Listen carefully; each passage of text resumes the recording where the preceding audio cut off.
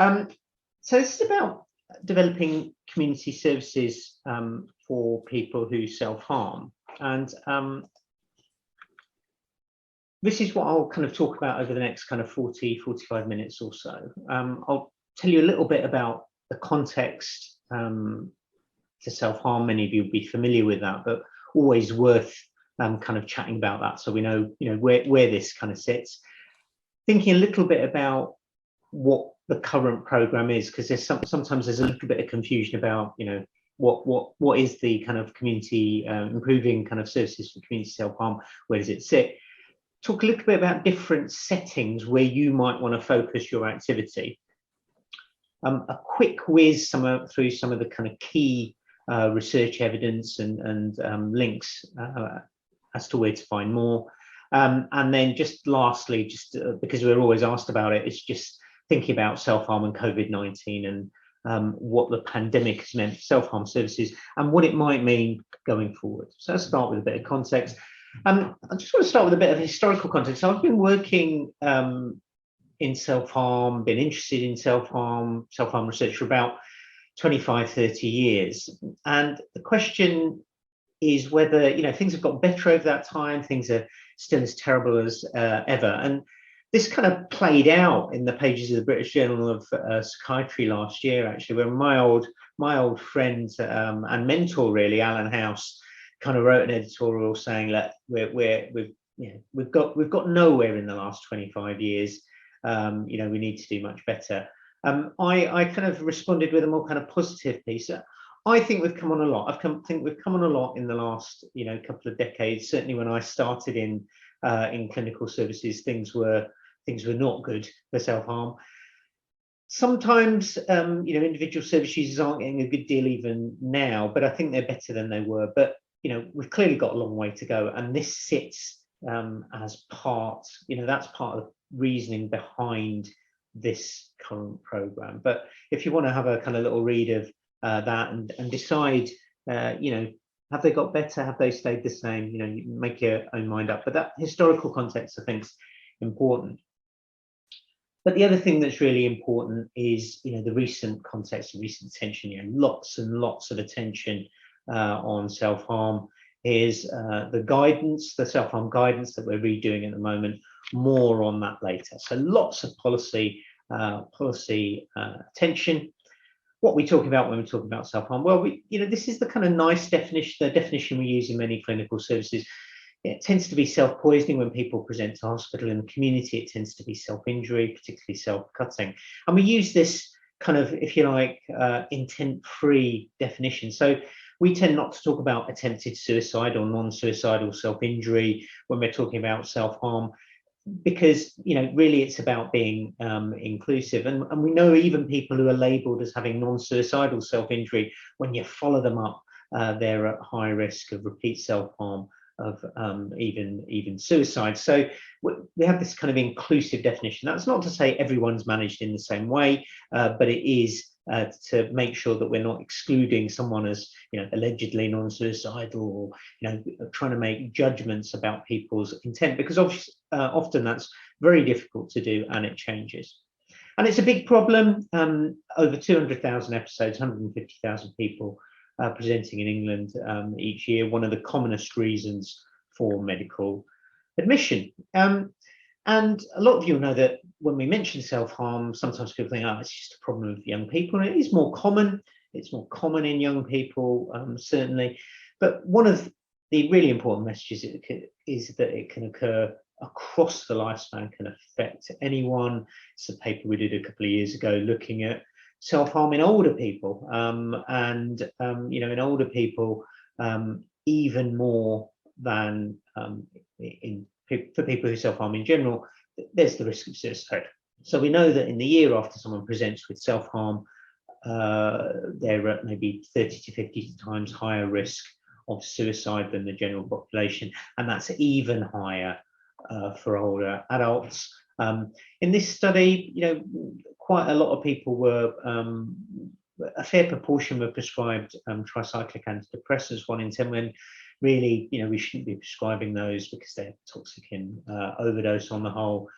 only 1 in 10 of people were referred to mental health services, and this is a high risk group. So when older people present with self-harm, it's a bit of a worry. But this is all about what we might do, and thinking about different aspects of needs that we might address. So for older adults, often kind of physical illness, social isolation, or mental ill health can be targets. But self-harm can occur across the lifespan, and we are worried because of its association with suicide. How do we do in terms of services? Well, I thought this kind of Samaritans report last year kind of summed it up rather nicely. It's called Pushed from Pillar to Post, and that's something we hear a lot from patients, from service users, that sometimes care is a bit fragmented. So you present in crisis, you get referred from one team, you maybe don't meet thresholds, you get referred to another, and you end up kind of if you like, being pushed or going from one bit of the system to another.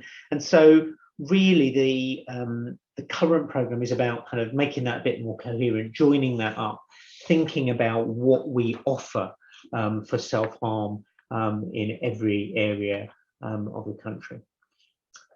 So this is where the current program fits in terms of the long-term plan, which all of you be very familiar with, the community mental health framework, and actually this major investment in mental health services. So the idea there is really, I suppose the key thing is integration. So seamless services, the old things about kind of referrals into community services, referrals into secondary care, thresholds, barriers. Really the purpose of all this is to make mental health more integrated, to make a kind of seamless service. And as one, if you like, small part of that in some ways is the aspiration to improve support for self-harm. So lots of people on the programme have said, well, what funding have we got for this now? What funding are NHS England giving us for this?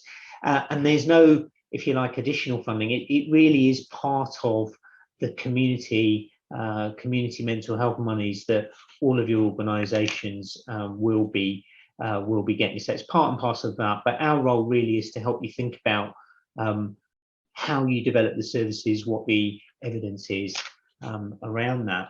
And really the ask here is for you guys to develop plans to improve community services for self-harm. So what are your plans going to be to improve community care for self-harm going forward? Our role in that, NHS England have asked us to help you with support around the evidence, to help you develop your plans. So if you want us to comment on your plans, we're very happy to do that, advise you on how we implement things, how we measure things.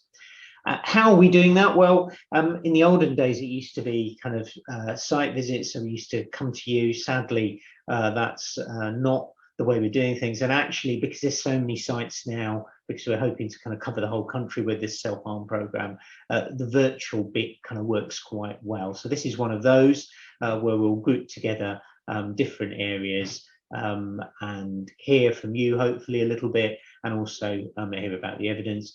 You'll get email contact from Debbie and colleagues. Caroline and Leah will run what we call them kind of interactive clinics every month, every 6 weeks or so. Everyone involved in the program can kind of log in, bring issues, bring problems, but also a really important part of this is the shared learning. So we're really encouraging sites to learn from one another. And there's a website as well, which is in kind of constant evolution. So Ian and colleagues keep that updated. Here's what it looks like. There's the link there. So we'll make all the slides available afterwards, of course, and many of the links are in the slides. So it gives you a bit of an introduction to the program, and also has little links to kind of evidence, things like risk assessment, something we've done a lot of work in, assessing services, statistics, that kind of thing. And we're constantly adding to that. And do give us feedback on that. So if there's stuff on there that you'd like to see that you don't, if there's stuff on there that's wrong, do let us know. Two things are, I think, quite important when you're thinking about your plans, and we'll come on to what might be in your plans in a second. But two things are really important. First is thinking about how you implement things. So thinking about a method of implementation. So it isn't just putting something in; it's how you're going to do that. So one approach that many areas have taken is a kind of quality improvement approach. So it'd be familiar to many of you. You make a small change in a service, say a self-harm service, you measure what effect it has. You adapt it, you measure it again, and you make kind of incremental change. So thinking about your method of implementation is really important, but also thinking about data. So, as part of this, we aren't doing the measurement, but it's important that that what you're doing is effective, or perhaps even ineffective. So data is really important, and we've given lots of advice, lots of areas on data. This is our confidential inquiry data dictionary. This is self-harm bit. So there are things, if you like, outcome measures that are directly relevant to self-harm. Self-harm data is surprisingly difficult to get because often it's vaguely coded in hospital records. So someone might be coded as injury, others coded kind of as distress. So it's surprisingly difficult to get good data, but there are some local sources you can use, but also kind of process measures. So, I'll come on to nice quality standards, but are you doing the things that's mandated in local and national guidance? Are you getting maybe feedback from service users? If you've introduced a new service, is that service getting the number of referrals you need? So process measures as well as outcome measures, but do think about measurement when you're developing your plans. Now, all this is going to sound quite daunting to maybe some colleagues thinking, oh, right, we've got to develop a self-harm plan now. Here are some things just that might kind of help ease some of your worries or anxieties. The first is that this is actually the second wave. So we've done this before with the 12 early implementer sites, and the feedback we got was really positive. And here are some of the outcomes from some of those early implementer sites. So what we tend to do is we'll tend to summarize activity in the form of like an infographic. People seem to really like the infographic. So this one's from Frimley, and really they're a key part of their self-harm plan was thinking about psychological interventions, making it timely, making it targeted, an evidence-based psychological intervention, and then also some indication of how they're going to measure feedback. So psychological interventions, Frimley have done that. This is Somerset. They've decided to think about their digital resources. I know a lot of the areas have planned similar things, but they're offered. So the sites, the details of the sites from the website. Other people have, if you like, made a start on this. So it's not hopefully like you're starting from a blank sheet of paper. And of course, many of you, there's lots going on in terms of self-harm services locally.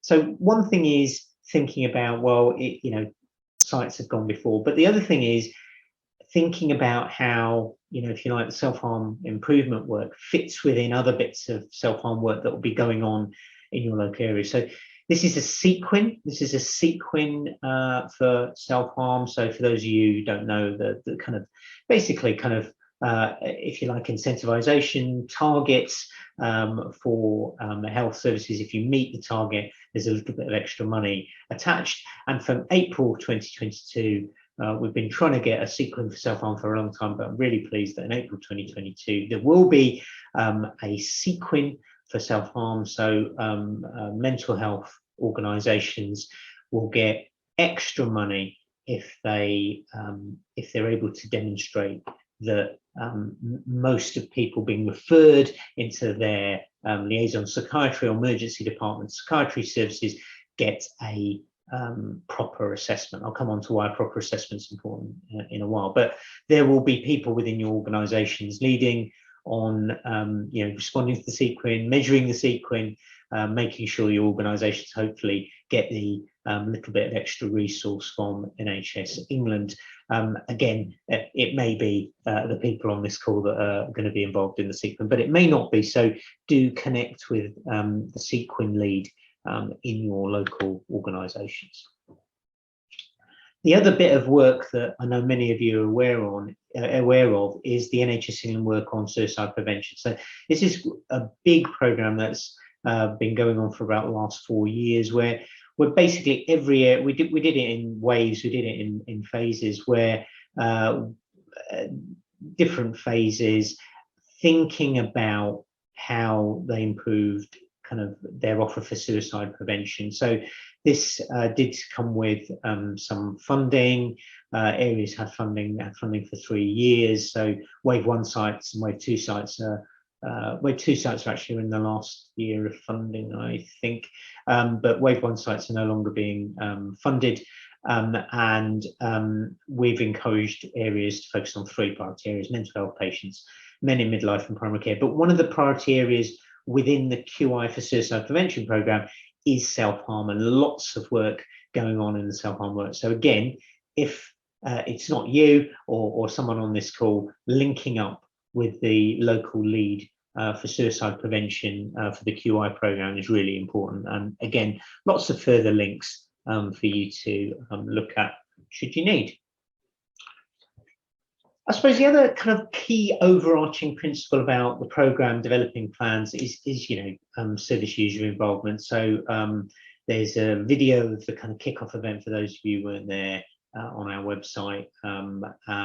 Hopefully that's the latest one. If it isn't, the latest one will be up soon. But Dr. M was there, and as usual, what she had to say as a kind of service user, someone that's experienced services, had a lot more impact than what I or others might have had to say. Involving service users is, I think, really important. It's really important in terms of engaging people in the service, but it's really important in terms of kind of outcomes and making sure that you end up with a service offer that people are going to use and is going to help people. So there's evidence there that it improves outcomes as well. So service user involvement is key to this.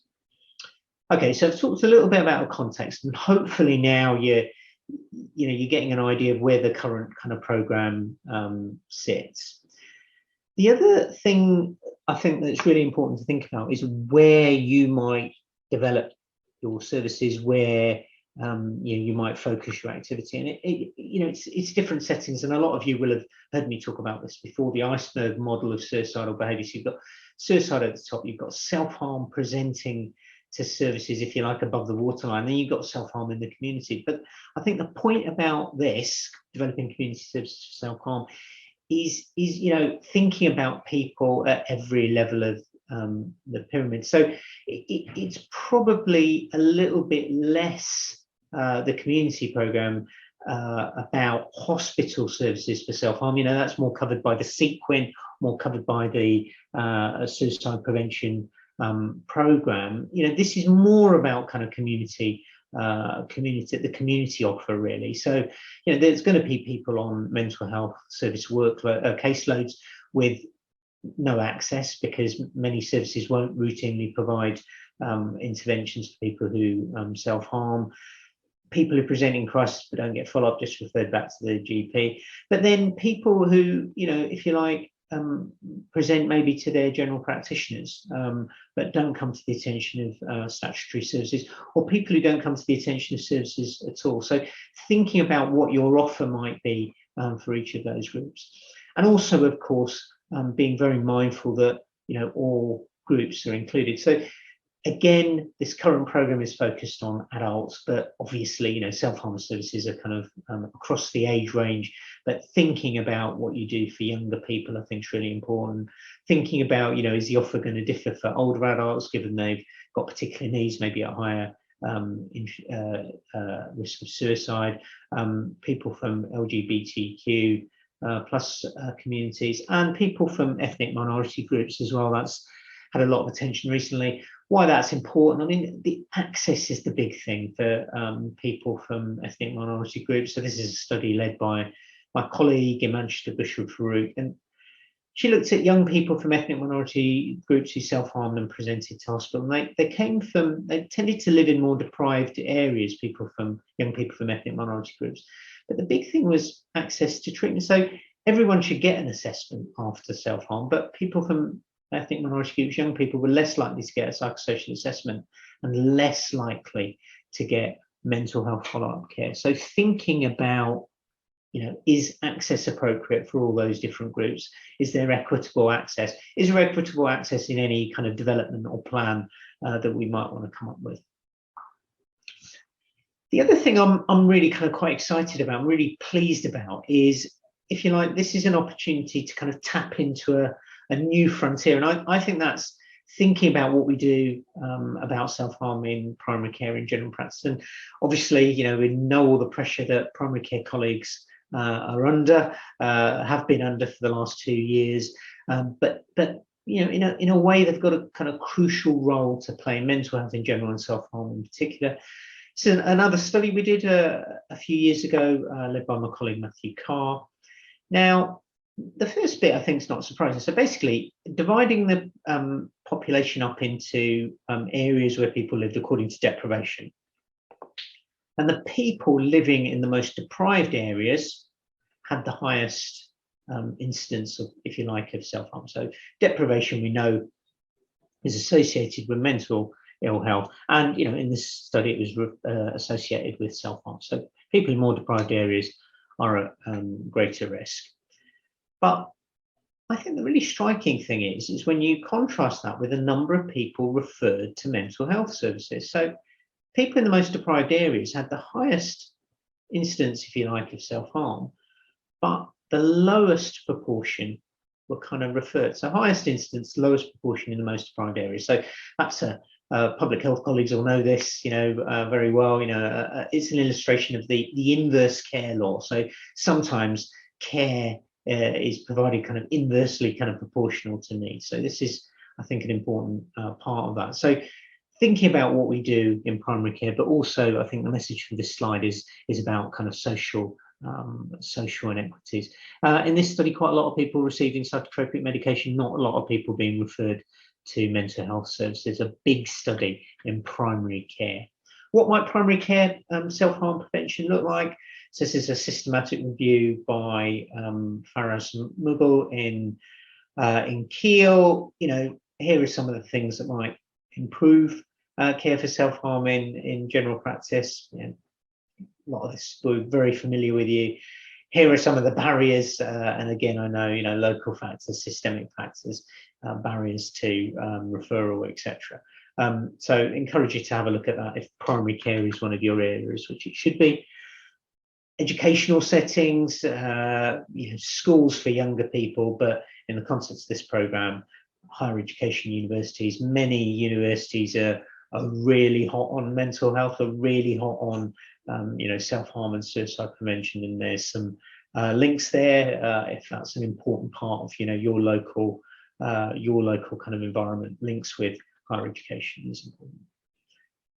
And another key principle, I think service users being involved, that's a key principle, but I think the other thing is just thinking about how we involve kind of third sector colleagues who've done a splendid job over the last kind of couple of years in supporting people at risk. The two obvious ones are Harmless and Samaritans, who, as well as, many of you will be familiar with them as websites or providing information, but they're actually service providers as well. So, Harmless are commissioned to provide services somewhere. Samaritans locally, will help follow up people who, either left without an assessment or haven't received one. So, in many areas, they're helping support statutory services and really key to kind of getting them involved in this.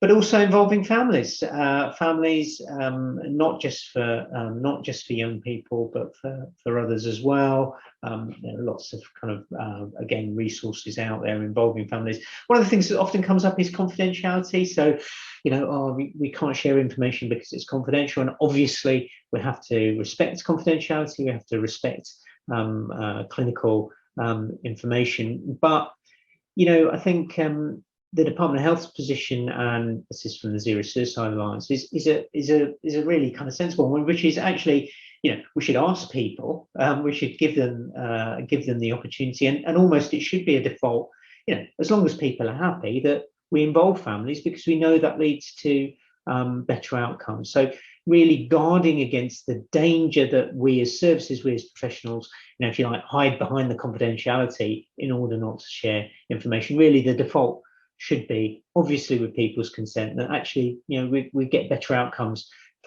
People are better supported in general if we involve families. Obviously, there are exceptions to that, but thinking about confidentiality and how we share information, but involving families, I think, something else that's really important.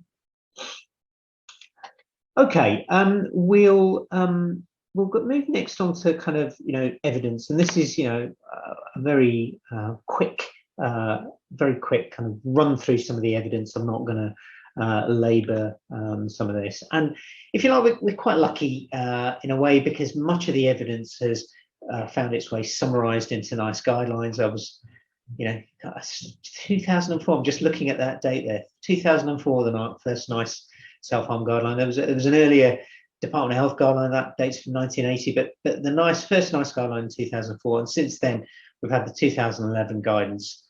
Here's the quality standards for self-harm, which really was in some ways a summary of the 2011 guidance. And as I said, we're working on the new self-harm guidelines. You've got a little bit of time if you want to respond as a stakeholder, so you can have a look at that. That's a draft guideline. Many of your organisations will be registered as stakeholders. I know many people have already submitted comments. It's a really important part of the process, so we can make sure the guideline is fit for purpose. But if you like, that's a good kind of summary, if you like, of the evidence and what it means for people. The other thing that often comes up is training, and what's the evidence around training. There's not huge amounts of research evidence around training, but one of the things we do point people to are the competence frameworks that we developed a couple of years ago. The separate ones for adults and older adults, younger people, and people working in non-specialist settings. And basically what that maps out is what we'd expect staff to know in terms of kind of attitudes, key areas of knowledge, how, what skills would we expect staff to have? And you can click on each of these boxes and basically it comes up with a list. And I mean, what we've encouraged individual areas to do is often they're providing self-harm or suicide prevention training already, and it's really kind of auditing it to make sure you're covering all the important areas. Other times, people are wanting to commission self-harm training or suicide prevention training, and it's tricky because obviously sometimes it's people are charging for the training, etc. And we'd encourage people just to check any training they've commissioned or are considering hit some of these targets. I think would be good, but I think that's quite a useful starting point for training, because I think lots of areas involved beyond training. What helps? Well, the first thing that helps after self-harm is making sure people are properly kind of assessed. And you might think that's, well, of course we'd assess people if they presented to services, but actually almost half of people when they present to hospital, even when they present to hospital with self-harm, don't get assessed. And we contrast that with some of the data that we and others have produced, that just getting an assessment might reduce the risk of repeat self-harm by 40%. How does it do that? How does an assessment kind of work? Well, it's something about the connection. It's something about plugging people into help. This is a lovely study done by my colleague Leah, who unfortunately not here today. She's on leave, but where it's a qualitative study thinking about what helps. Asking service users what helps. So a lot of this is obvious. Humanising care, something that's collaborative. Having a bit of space and time to talk, compassion, and then actually receiving the help. So something about the interaction between the individual clinician, the individual professional, and the patient or service user, and then something about aftercare, receiving aftercare. So really, I think, really important that we make sure people get assessed. And again, there's a link to the paper there. But it's not just about what happens when people present, it's about what happens afterwards. So talking treatments, I think, psychological interventions for people who self-harm are really important.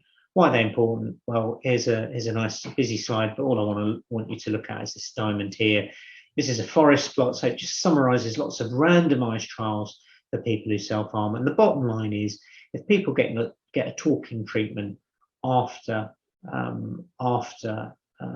self-harm, they're about 30% less likely to repeat than people who didn't get a talking treatment. So providing talking treatments after self-harm is a really good idea. People always ask me, well, what talking treatment?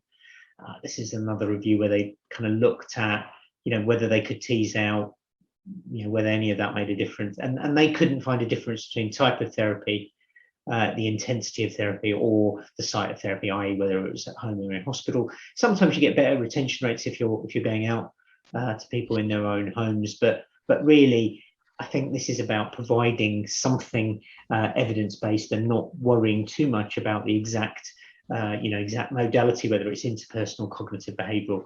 Getting something evidence-based in there, but getting it in there quickly. Why do I say getting it in there quickly? Well, here you go. This is the time to repeat self-harm. So this is how quickly people repeat self-harm.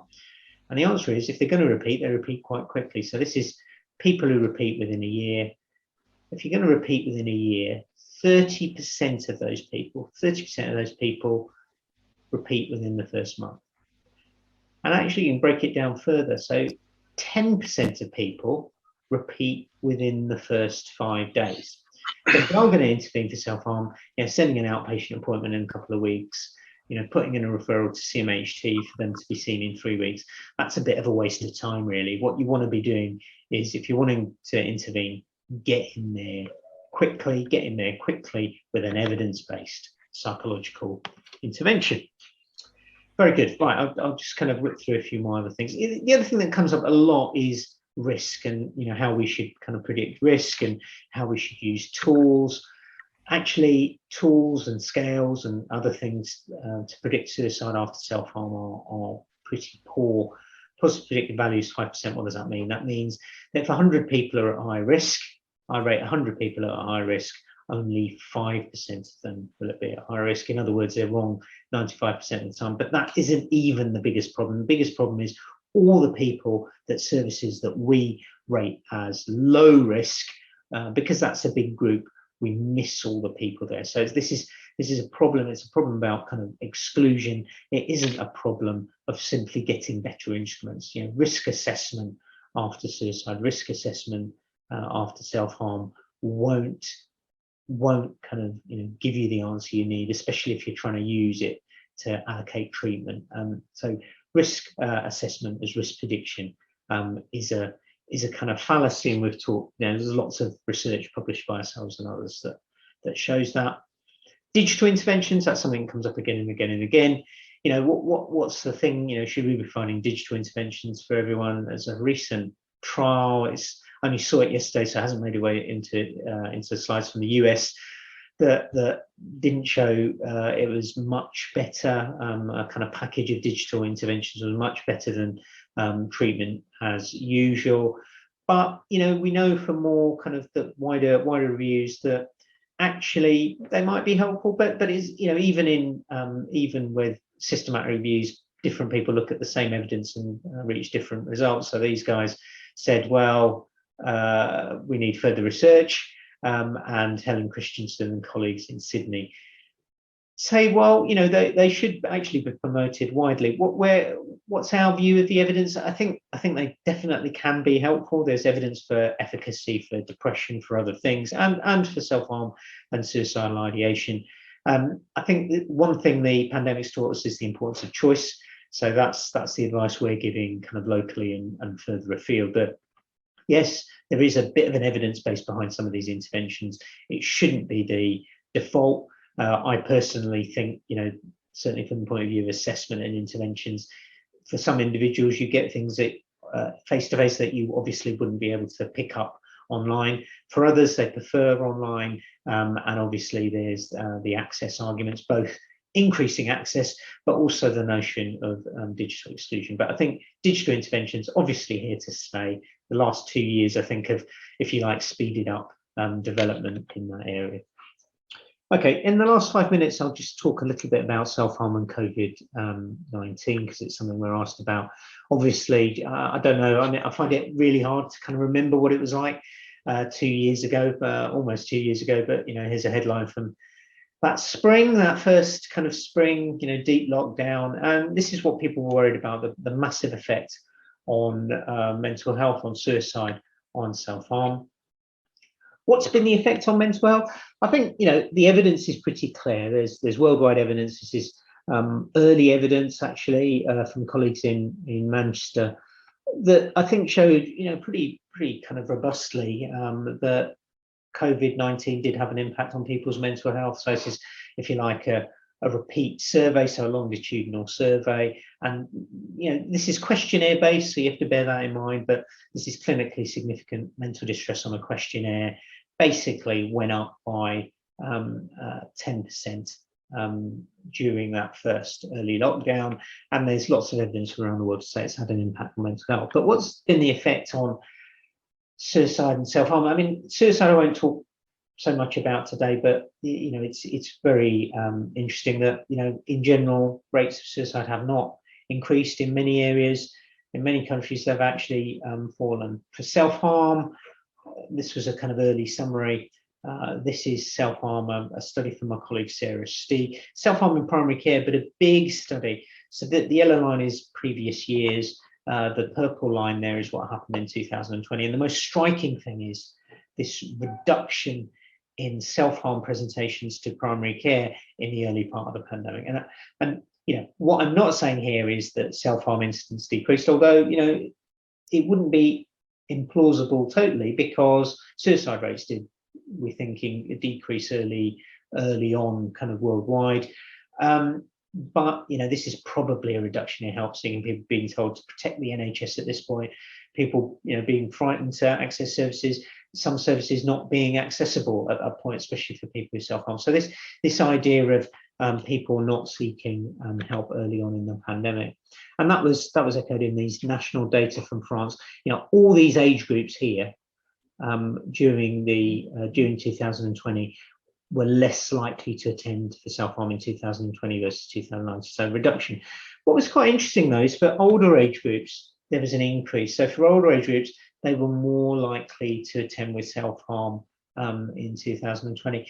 And there was also this increase in acuity. So this is something a lot of colleagues talked about, that, you know, in the first lockdown and subsequent lockdowns, fewer people might have presented, but actually people who did present were more unwell, led to more ITU admissions, led to more deaths. So, but overall, no effect. Overall, a reduction. Overall, no effect on suicide, but a reduction probably in help seeking for self-harm, both in primary care and secondary care. But what about community self-harm? What do we know about community self-harm? This is from the UCL survey, massive survey. They don't have pre-pandemic data, but, you know, brilliant data post-pandemic. No effect actually. You know, over the past 18 months, people reporting self-harm has stayed fairly static. This is just a reminder, though, in people with a mental health diagnosis, they are reporting higher levels of self-harm than other people, but nothing in terms of trends. So a fall off in help seeking from, you know, if you like, health services, but no differences in the community incidence. So the question is, where were people going? The data on this is a bit variable, but this is something about, this is from calls to helpline calls. This is international data, it's not UK data. And basically, you know, more people seeking help from, mental health helplines. Not universal, actually. So there's other data suggesting that the increases in call volumes weren't as great. Some other data suggesting that the duration of calls increased. But in this study, you know, it's 21 helplines. They did see an increase in calls to helplines. So, you know, again, a role for the voluntary sector. Interestingly, though, not about kind of suicidal ideas or self-harm. This was about the calls were about financial worries, worries about the pandemic itself. So, but you know, if you like, voluntary sector colleagues, taking some of the statutory, perhaps take, some of the workload, if you like, transferring to the voluntary and third sector. Going forward, what's been happening since, this is just some local data from Manchester. What you can see, I mean, it's kind of a bit up and down. These are self-harm presentations to Manchester emergency departments. During the lockdowns, a reduction in help seeking, probably a reduction in people presenting with self-harm, and then more recently a kind of return to if you like kind of historical levels. But I think some areas have reported kind of increases in 2021, other areas have reported decreases. But I think the further on we go, the less likely some of these trends are to be directly related to the pandemic. But I think the important message is that during those lockdowns, we saw a reduction in help seeking, and I'm not certain what the effect of all that is going to be, and whether actually now things that are opening up, we're going to get more presentations, more people seeking help. Because the other thing, of course, is it's not over in terms of the effects. The ending of the restrictions, people have different views on those, but some of this is going to continue to play out in terms of work, in terms of the economic factors. The latest thing, of course, is the cost of living squeeze, and that's going to impact on people's mental health, and also their probably rates of self-harm. So I think one message is all of us need to keep an eye on self-harm, need to keep an eye on suicide, but thinking about developing our services for self-harm, I think it couldn't be a more exciting time, if you like. We've got an opportunity here to do something that we've not managed to do over the last 3 decades.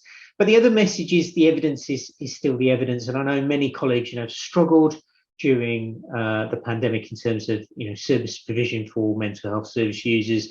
I think even now there are many service pressures, but one of the really important messages I think is the evidence is still the evidence. So the stuff in the NICE guidelines, the evidence here is for suicide and self-harm prevention, really. So the economic mitigation we know will work for hopefully helping to mitigate some of the effects on mental health, keeping kids at school, but also understanding the impact of what's gone on, the importance of research, the importance of evidence. So the evidence is still the evidence. We've got quite a good evidence base.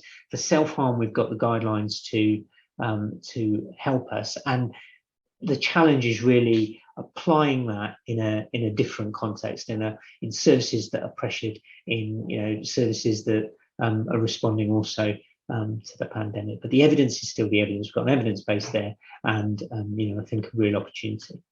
So I've talked a little bit about the context and the current programme. Hopefully you're clear on where this sits. I've talked a little bit about the importance of how, when you develop services, you think about the different settings you might want to kind of focus on. A little bit about the evidence. There's a lot more to kind of say about that, and that often comes up in the virtual clinics. And then just a brief snapshot of what's happening with self-harm and COVID-19. So thanks for that. I'll just put up a quick slide of some of the people are, of course, on the call. Others aren't. These are all the people back in Manchester who do all the hard work.